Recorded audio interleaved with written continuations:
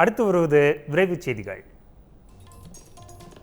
India சக்தி வாய்ந்த நாடாக மாறுகிறது என பாகிஸ்தான் தலைவர்கள் ஒப்புக்கொள்வதாக மத்திய அமைச்சர் ராஜ்நாத் சிங் தெரிவித்துள்ளார். உத்தரப்பிரதேச மாநிலம் லக்னோவில் நடைபெற்ற பொதுக்கூட்டத்தில் அத்தொகுதி வேட்பாளர் ராஜ்நாத் சிங் பங்கேற்று பேசினார். இந்தியா குறித்து சாதகமாக பேசாத பாகிஸ்தான் சக்தி வாய்ந்த நாடாக பாரதம் வளர்ந்து வருவதை ஒப்புக்கொள்வதாக தெரிவித்தார். நாடாளுமன்ற தேர்தலில் தேசிய ஜனநாயக கூட்டணி 400க்கும் அதிகமான தொகுதிகளை கைப்பற்றும் என்றும் அவர் நம்பிக்கை தெரிவித்தார்.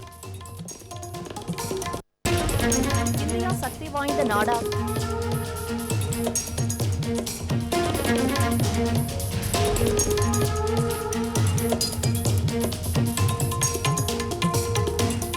கேன்ஸ் திரைப்பட விழாவில் சிவப்பு கம்பள வரவேற்பில் நடிகை ஐஸ்வர்யா ராய் கையில் கட்டுடன் பங்கேற்ற வீடியோ சமூக வலைதளங்களில் வைரலாகி வருகிறது. கடந்த 20 வருடங்களுக்கு மேலாக கேன்ஸ் திரைப்பட விழாவில் ஐஸ்வர்யா ராய் பங்கேற்று வரும் நிலையில் அவ்விழாவில் அவர் அணியும் உடைகள் பேசுபொருளாவது வழக்கம். இந்த வருட விழாவில் தனது காயத்தையும் பொருட்படுத்தாமல் பங்கேற்ற ஐஸ்வர்யா ராய் கருப்பு நிற உடை அணிந்து சிவப்பு கம்பள அணிவகுப்பில் பங்கேற்றார்.